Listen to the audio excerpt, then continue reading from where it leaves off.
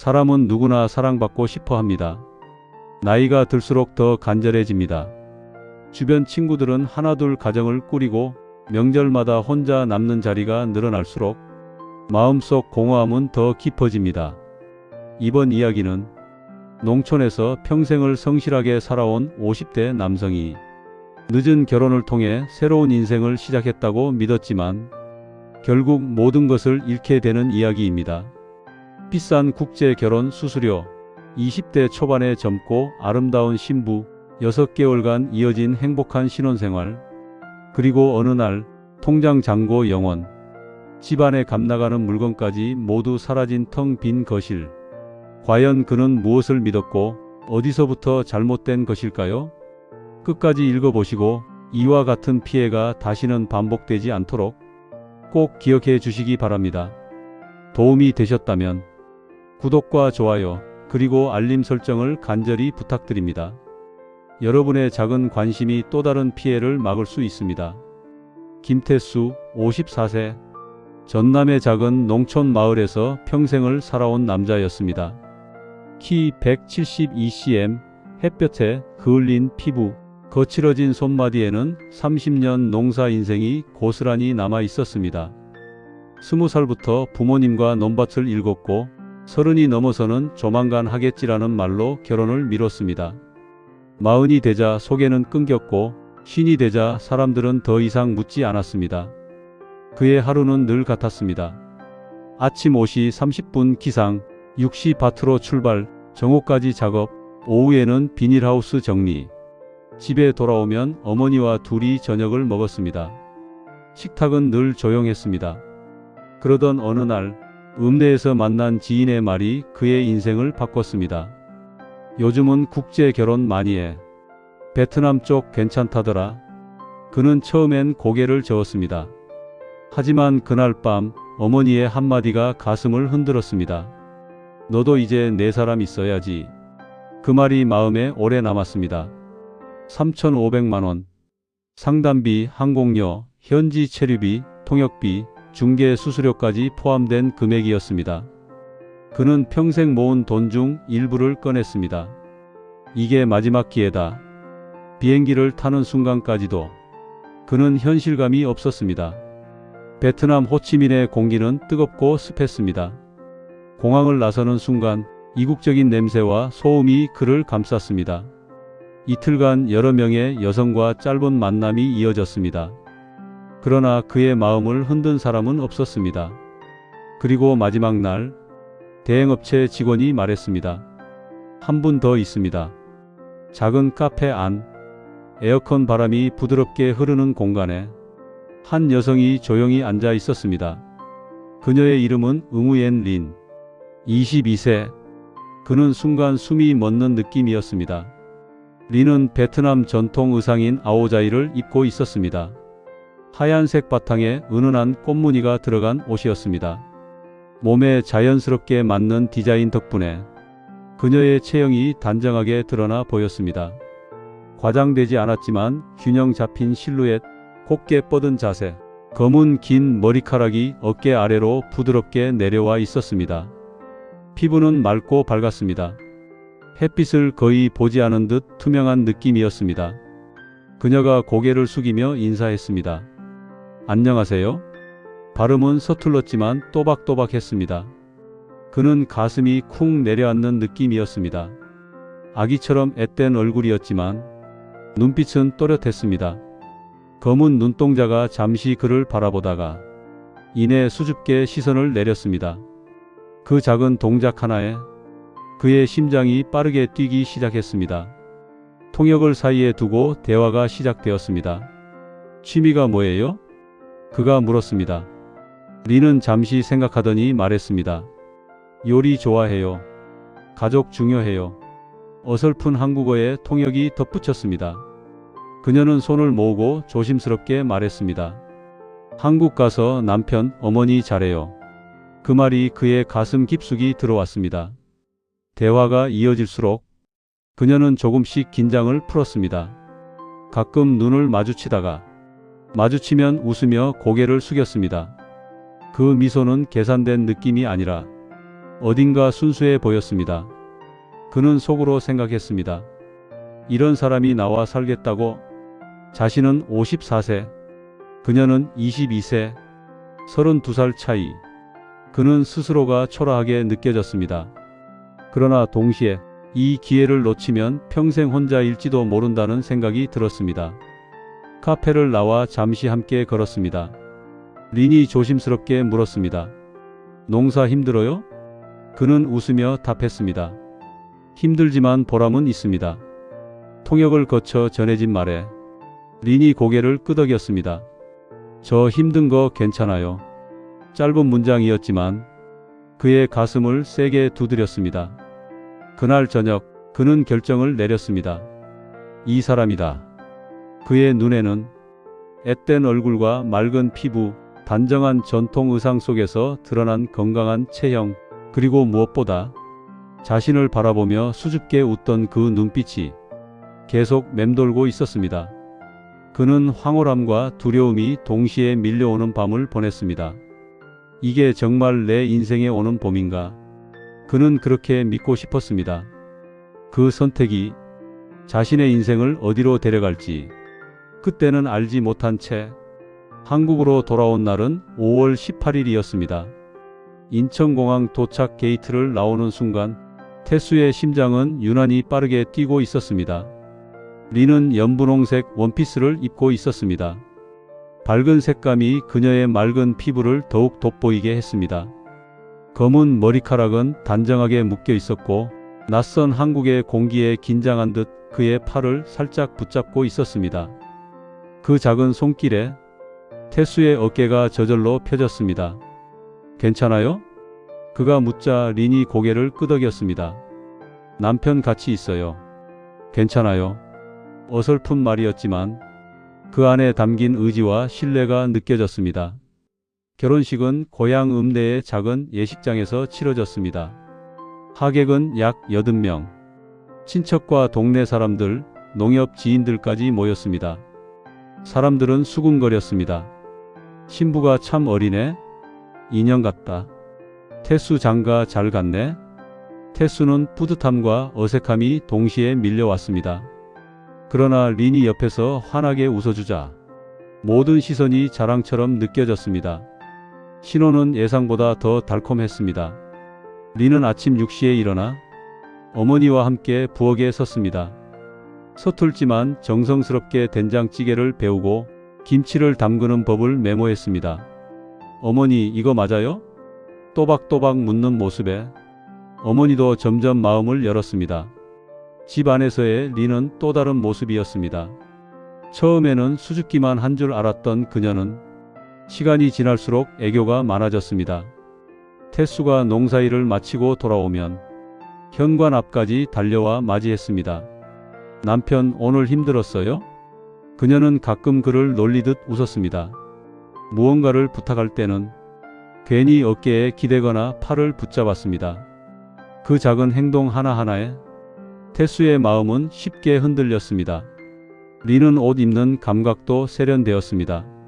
집 안에서는 밝은 색의 편안한 옷을 즐겨 입었지만 주말에 읍내에 나갈 때면 몸에 자연스럽게 맞는 단정한 원피스를 선택했습니다.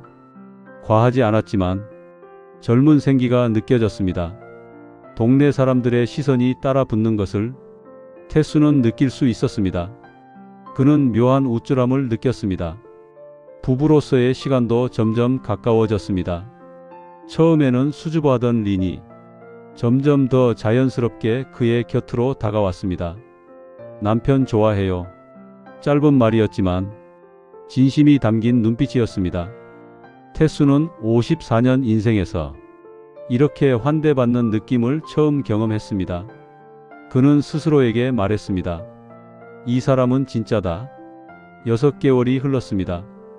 통장 잔고는 약 1억 8천만 원. 농지와 집을 포함한 자산 가치는 약 6억 원. 태수는 평생 모은 돈을 아껴 쓰는 사람이었습니다. 월 평균 지출은 250만 원 정도였습니다. 린은 그동안 한 번도 돈 이야기를 꺼낸 적이 없었습니다. 그러던 어느 날 밤 린이 조심스럽게 말을 꺼냈습니다. 남편, 나 이야기 있어요. 태수는 순간 긴장했습니다. 뭔데? 리는 손을 모은 채 말했습니다. 나 이제 한국 가족이에요. 집 돈 같이 관리하면 안 돼요? 태수의 심장이 잠시 멈춘 듯 했습니다. 그는 계산기를 두드려 보았습니다. 월 농가 수입 평균 450만원. 비료, 종자, 기계 유지비를 빼면 순수익은 250만원 남짓.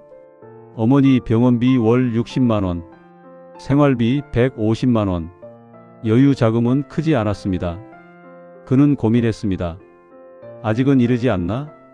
하지만 리는 그를 똑바로 바라보며 말했습니다. 남편 믿어요. 남편도 나 믿어요? 그 말에 그는 흔들렸습니다. 6개월 동안 리는 단 한 번도 의심스러운 행동을 보이지 않았습니다. 며칠을 고민한 끝에 그는 결심했습니다. 그래, 같이 하자. 통장과 공인인증서를 건네는 순간 린의 눈에 눈물이 맺혔습니다. 정말요? 나 믿어요? 그녀는 갑자기 그에게 안겼습니다. 가느다란 팔로 허리를 감싸며 고개를 묻었습니다. 나 더 잘할게요. 그녀는 눈물을 흘리며 연신 고맙다고 말했습니다. 그 모습에 태수의 마음은 완전히 녹아내렸습니다. 그는 생각했습니다. 이 사람은 내 편이다. 그날 밤 태수는 오랜만에 깊은 안도감을 느꼈습니다. 젊고 다정한 아내, 살갑게 대하는 어머니, 조용한 시골집의 밤 공기. 그는 스스로에게 말했습니다. 이제야 내 인생이 제대로 시작되는구나. 하지만 그는 몰랐습니다. 그 신뢰가 얼마나 쉽게 무너질 수 있는지. 그날도 평소와 다르지 않았습니다. 초여름에 햇빛이 뜨겁게 내리쬐던 오후, 태수는 어머니와 함께 밭에서 고추 지지대를 세우고 있었습니다. 오늘은 일찍 들어가자. 어머니가 말했습니다. 린이 전날 밤 오늘 저녁에 닭볶음탕 해줄게요. 라며 웃었기 때문이었습니다. 태수는 괜히 기분이 좋았습니다. 집에 도착한 시간은 오후 5시 40분. 평소라면 현관문이 열리며 린이 먼저 나왔을 시간입니다. 하지만 그날은 조용했습니다. 리나? 대답이 없었습니다. 신발장에는 그녀가 자주 신던 슬리퍼가 없었습니다. 그는 잠시 고개를 갸웃했습니다. 장 보러 갔나? 휴대폰을 꺼내 전화를 걸었습니다. 신호는 갔지만 받지 않았습니다. 두 번째, 세 번째. 여전히 받지 않았습니다. 집 안으로 들어섰습니다. 부엌은 깨끗했습니다. 아침에 먹은 그릇이 설거지되어 말라 있었습니다. 이상한 점은 없었습니다. 그런데 안방 문을 여는 순간 태수의 심장이 쿵 내려앉았습니다. 린의 옷장이 비어 있었습니다. 평소 가지런히 걸려있던 원피스와 외출복이 모두 사라져 있었습니다. 서랍도 비어 있었습니다. 화장대 위에 놓여있던 화장품도 자주 들고 다니던 가방도 없었습니다. 설마. 그는 급하게 작은 방을 열어보았습니다. 여행 가방이 사라져 있었습니다. 숨이 가빠졌습니다. 아니야, 아니겠지. 그는 급하게 거실로 나와 은행 앱을 켰습니다. 잔액 확인. 로딩이 길게 느껴졌습니다. 그리고 숫자가 나타났습니다. 0원. 그는 눈을 깜빡였습니다. 다시 새로 고침. 0원. 거래 내역을 눌렀습니다. 하루 전 3,200만원 출금. 이틀 전 1억 5천만원 이체. 며칠 전부터 나눠서 빠져나간 흔적. 그는 손이 떨리기 시작했습니다. 금고를 열었습니다. 어머니 병원비로 따로 보관해둔 현금 봉투도 사라져 있었습니다. 거실을 둘러보니 TV, 노트북, 고가 카메라까지 없어졌습니다. 그 순간 모든 조각이 맞춰졌습니다. 린은 떠난 것이었습니다. 전 재산을 가지고. 아니야, 아니야. 그는 다시 전화를 걸었습니다. 현재 고객님께서 전화를 받을 수 없습니다. 메시지를 보냈습니다. 리나 어디야? 무슨 일이야? 장난이지? 읽음 표시조차 뜨지 않았습니다. 대행업체에 전화를 걸었습니다. 결혼 이후의 일은 저희 책임이 아닙니다. 하지만 소개해줬잖아요. 법적으로는 부부입니다. 사기라 단정하기 어렵습니다. 전화는 냉정하게 끝났습니다. 경찰서. 법적으로 혼인신고가 되어 있는 상태라면 절도 성립이 어렵습니다. 형사는 조심스럽게 말했습니다. 공동재산으로 볼 수 있어서요. 태수의 머리가 하얘졌습니다. 그럼 저는 아무것도 못합니까? 형사는 난감한 표정이었습니다. 해외 출국 기록은 확인해 보겠습니다만 그 말은 사실상 희망이 없다는 뜻이었습니다. 집으로 돌아온 밤, 어머니는 상황을 듣고 말없이 방으로 들어갔습니다. 한숨 소리가 문틈으로 새어 나왔습니다. 태수는 거실에 앉아 휴대폰만 바라보았습니다. 마지막 메시지를 보냈습니다. 리나 돌아와라. 돈 다 필요 없다. 그냥 돌아와라. 답장은 오지 않았습니다. 며칠이 지났습니다. 밥맛이 없었습니다. 밭에 나가도 힘이 들어가지 않았습니다. 동네 사람들의 시선이 무섭게 느껴졌습니다. 요즘 새댁 안 보이네? 그 말이 칼처럼 꽂혔습니다. 한 달 후 통장 잔액은 12만원. 비료값도 못 냈습니다. 어머니 병원비는 연체되었습니다. 린에게는 여전히 메시지를 보냈습니다. 잘 지내? 한국 오면 연락해. 이미 차단당했다는 사실을 알면서도 보내지 않으면 견딜 수 없었습니다. 2달 후 태수는 술을 마시기 시작했습니다. 밤마다 린의 사진을 보며 혼잣말을 했습니다. 나한테 왜 그랬어? 그의 방에는 빈 소주병이 늘어갔습니다. 수염은 깎지 않았고 눈빛은 흐려졌습니다. 어느 날 그는 예전 결혼식 사진을 꺼냈습니다. 환하게 웃던 린의 얼굴. 그 순간 눈물이 쏟아졌습니다. 그래도 행복했잖아.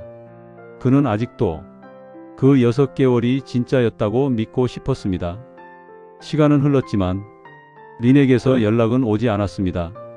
밭은 점점 황폐해졌고 집안은 적막했습니다. 태수는 매일 현관문을 바라보았습니다. 혹시라도 문이 열리며 그녀가 남편하고 부를 것 같아서. 하지만 문은 끝내 열리지 않았습니다. 그는 여전히 메시지를 보냅니다. 답이 없는 번호에 그것만이 그가 붙잡을 수 있는 마지막 희망이기 때문입니다. 그리고 그렇게 그의 삶은 천천히 무너져 갔습니다. 가을이 깊어가던 어느 날이었습니다. 태수는 비료 대금을 정산하기 위해 인근 광역시에 있는 농자재 상가로 가야 했습니다. 버스를 타고 2시간을 흔들려 도착한 낯선 도시. 거울 속 자신의 모습은 예전과 완전히 달라져 있었습니다. 수척해진 얼굴, 깎지 않은 수염, 힘없이 처진 어깨. 볼일을 마치고 터미널 근처를 걷던 순간이었습니다. 횡단보도 건너편. 익숙한 실루엣이 눈에 들어왔습니다. 처음에는 착각이라고 생각했습니다. 하지만 그 여자가 고개를 돌려 웃는 순간 태수의 심장이 멎는 듯 했습니다. 린이었습니다. 린은 얇은 베이지색 코트를 걸치고 있었습니다. 몸에 자연스럽게 밀착되는 옷차림이었고 전체적으로 세련되고 도시적인 분위기였습니다. 그녀는 누군가의 팔짱을 끼고 있었습니다. 50대 후반쯤 되어 보이는 남자였습니다. 깔끔한 정장 차림, 고급 시계. 린은 그 남자의 팔에 몸을 가까이 붙이고 무언가를 속삭이며 웃고 있었습니다. 그 웃음, 태수가 6개월 동안 보았던 바로 그 웃음이었습니다. 하지만 이번에는 자신을 향한 것이 아니었습니다. 태수의 손이 떨리기 시작했습니다. 아니야, 아닐 거야. 그러나 그녀가 머리를 넘기며 익숙한 버릇처럼 고개를 살짝 기울이는 순간 부정할 수 없었습니다. 린이었습니다. 태수는 본능적으로 그들을 따라갔습니다. 일정한 거리를 두고 린은 남자의 팔을 자연스럽게 붙잡은 채 레스토랑으로 들어갔습니다. 2시간 뒤 식사를 마친 두 사람이 건물 밖으로 나왔습니다. 린은 밝게 웃으며 남자의 어깨를 가볍게 두드렸습니다. 잠시 후 그 남자는 다른 방향으로 걸어갔고 린은 혼자 골목 안쪽으로 향했습니다. 태수의 가슴이 세게 요동쳤습니다. 리는 오래된 빌라 앞에서 멈췄습니다. 비밀번호를 누르고 안으로 들어갔습니다. 태수는 몇 초간 서 있었습니다. 돌아설 것인가? 아니면 확인할 것인가? 결국 그는 초인종을 눌렀습니다. 띵동. 잠시 후 문이 열렸습니다. 그리고 두 사람의 눈이 마주쳤습니다. 린의 얼굴이 하얗게 질렸습니다. 남편? 그 한마디에 태수의 속이 뒤틀렸습니다. 린은 그대로 굳어 있었습니다. 놀란 눈, 입술이 살짝 떨리고 있었습니다. 여전히 앳된 얼굴이었지만 예전보다 화장이 진했고 도시의 분위기가 묻어 있었습니다. 태수는 한 발 앞으로 다가섰습니다. 여기서 뭐 하는 거냐?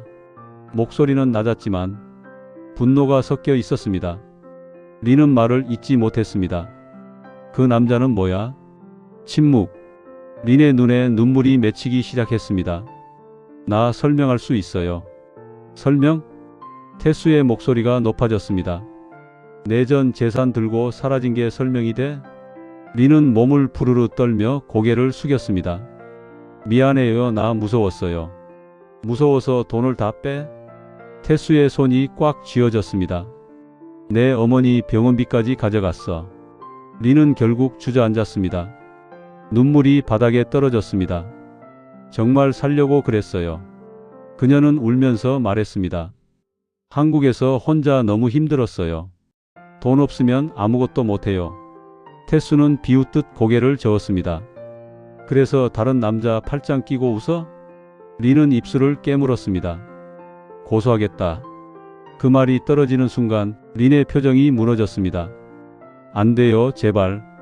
그녀는 무릎을 꿇었습니다. 한 번만 용서해줘요.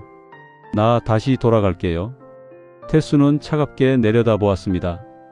돌아가? 어디로? 린은 손을 뻗어 그의 바지가랑이를 붙잡았습니다. 나 잘못했어요.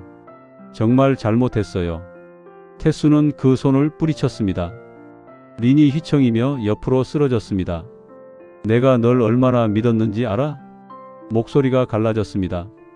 나는 내가 내 마지막이라고 생각했어. 린은 고개를 들지 못한 채 울음만 터뜨렸습니다. 태수는 깊게 숨을 들이마셨습니다. 그리고 말했습니다. 다 끝났다. 그는 뒤돌아섰습니다. 린이 다시 다가와 붙잡으려 했지만 이번에는 더 강하게 뿌리쳤습니다. 다시는 내 인생에 나타나지 마. 그의 마지막 말이 차갑게 공기를 갈랐습니다. 계단을 내려오며 태수의 다리는 후들거렸습니다.